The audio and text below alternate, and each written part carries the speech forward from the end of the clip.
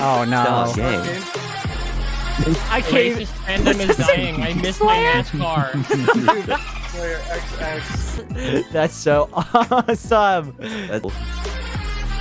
That's clean as hell, bro. Game over, guys. Damn, just to let him know he started. False. Shabuba Cash, do it.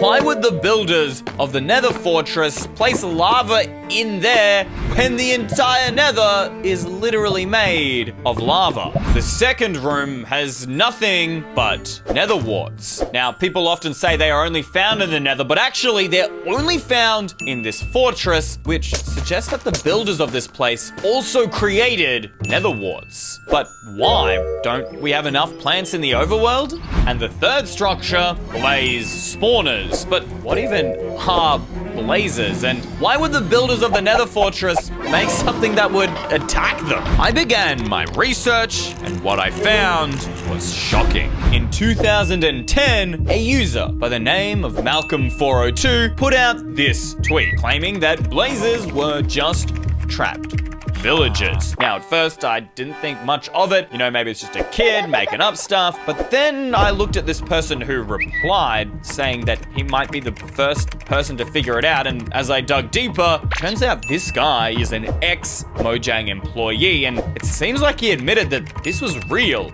And what's even more interesting is that when Microsoft bought Mojang, he didn't get re-employed.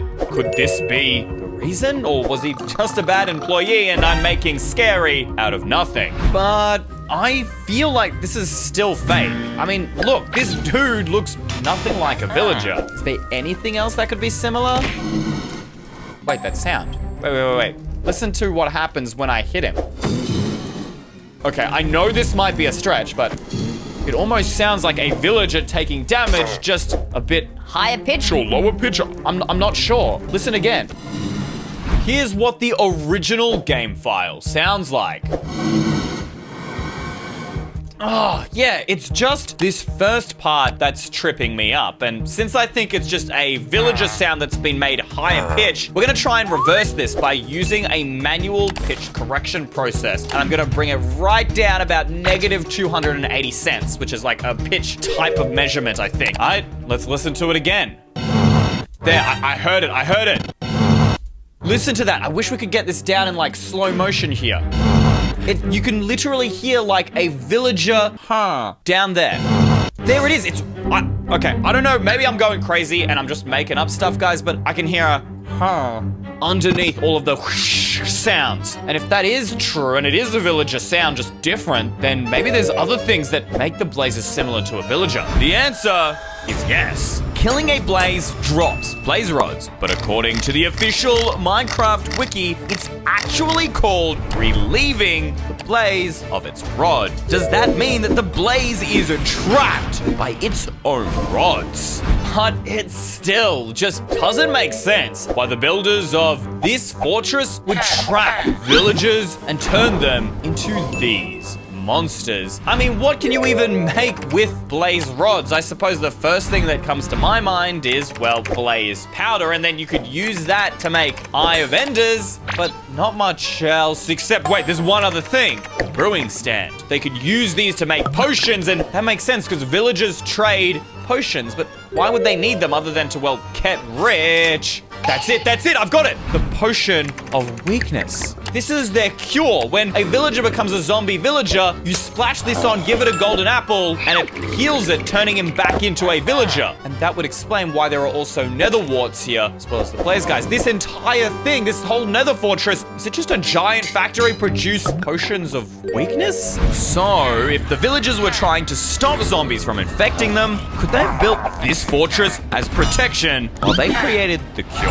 That could also explain why wither skeletons only spawn in fortresses. What if these guys were one of the experiments gone wrong? And wait, I just had another idea. Maybe that room with the singular lava pool, this was used to experiment with potions? Wait, you know what's even scarier? I just realized something. Mojang knew about this experiment this entire time, because whenever you enter a nether fortress for the very first time, you'll get this advancement. A terrible fortress, and it really is that. It's a terrible experiment gone wrong. But that isn't even the strangest theory. Because did you know the Ocean Monument has actually been built to worship a god? This theory might sound crazy, but I'm telling you, if we jump in the portal after you kill the Ender Dragon, you'll see that Mojang has been hinting about Minecraft gods since the very start. And if you read this conversation, it is clear that two people are talking about you, the player. Look, I see the player you mean. It's EY Stream. Yes, it has reached a higher level now. It can read our thoughts. That doesn't matter. It thinks we are part of this game. It just seems so obvious. It's like they're talking like they know everything, as if they created Minecraft, which makes them some kind of god. But then how are the Minecraft gods connected to this? This Reddit post explains everything. These aren't just ocean monuments, they're actually ziggurats. These were massive structures that were built by ancient Sumerians, Akkadians, and Babylonians in order to worship their gods. Now, this theory actually has gotten so much attention that even MatPat made a video on it, but I want to dive even deeper and solve this mystery. I mean, look at how similar these things are, and that's not even the start. You see, ziggurats were made up of mazes to protect all kinds of treasure with a center room like we have in an ocean monument that protects gold. But if this theory is true, then why aren't the ziggurats in real life underwater as well? Well, it turns out they actually were. You see, these structures had stairs leading to the top so that ancient kings could reach safety during the floods, which suggests that maybe Minecraft oceans used to be a lot shallower. But you see, they actually were. They weren't made a lot deeper until the aquatic update, which is also the same update that ocean monuments were added. You see how this is all adding up, guys? It's crazy. So maybe like the gods are, you know, inscribed into these blocks or something. There's got to be another clue. Maybe it's like this pattern here out the front has something to do with the Minecraft god. Do these blocks? No, none of these blocks have any evidence about a Minecraft god. And wait, what kind of god wants sponges? Like, I get the gold, but why sponges? And who even built these monuments in the first place? Was it the drowned? Or was it the Guardians? It would make sense that the Guardians built this place. After all, they're the only ones who protect it. And you're not able to mine through this ocean monument because of the mining fatigue effect that you get from the Elder Guardian. Is that because this place is sacred to them? But then how could they have built it? I mean, it's not like these dudes have hands. All they've got is these lasers. Unless they use their lasers. And the more I read about the Guardians, the weirder they got. Guardians don't actually drown, no matter how long you leave them on land. Now, this could just be a bug. After all, Mojang is known for them. But then how come these other ocean mobs, like fish and pufferfish and dolphins, they eventually drown and die. So what makes Guardians so special? Did they used to be on the surface? To find my answers, I bought Mojang's official book on all things mob related, the Mob Bestiary. Reading through this book is absolutely fascinating. Look at how much information they have for something as simple as a pad. But in all my 10 years of playing Minecraft, I have never learned so much about simple Minecraft mobs, or even the more creepy ones like spiders. But have a look at this drawing. It looks completely normal, and all of them look normal except for one, and you can already guess what that is. The Guardian. Now, at first, it's actually kind of exciting because if we look at the information, it supports our theory as the protector of temples. And going lower, it says that the Elder Guardian is some kind of protector of the temple. So that supports our theory. But take a look at this image. It's absolutely terrifying. There is some sort of computer machine technology. I don't even know how to describe it. Like, look at that computer chip inside of him. It's like from the future. This technology doesn't exist in Minecraft unless it came from a god or this was created by some sort of ancient civilization. And truthfully, I don't know. We know that the Guardians are created from some weird technology and that they protect the ocean monument, but beyond that, there's not really any evidence that they worship anything or if there even is a Minecraft god. Oh my gosh, guys, I am exhausted. You know what? I'm gonna call it a day. But as I went to shut down my PC, I got a notification. The AI, it's finally done the report. So we already know that the warden is made out of souls, but now we're about to find out how the Illagers created it. Turns out, this wasn't the first time Illagers created their own monster. They've been capturing mobs ever since they were added in version 1.11. And you can find these innocent souls at pillager outposts inside cages like these. See, we have the Iron Golem and the Ally, and if you actually look at, I don't know, a Voker or a Vindicator or a Pillager, any of the Illagers, look at their faces. They look really similar to the Iron Golem. And what's even worse, these Vexes, see, look, they literally look like allies. These are literally like evil versions of the ally. And the Vex looks just like a soul. But why are the Illagers creating their own monsters? Are they trying to destroy the villagers or something more evil? Or maybe even collect enough souls to open a gateway to another dimension, like the Deep Dark? But those are mysteries for another video.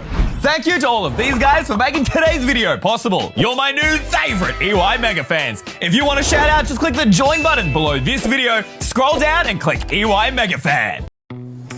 Shamelessly seasoned in every groove and twist. Dots, sensationally seasoned pretzels.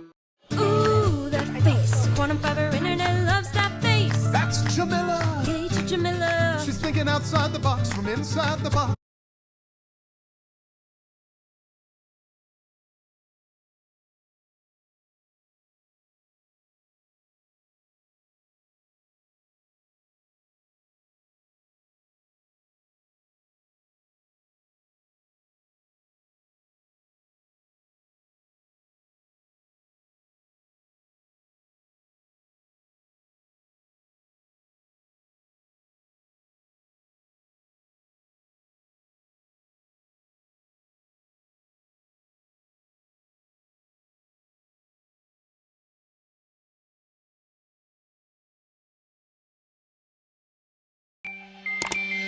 Ooh.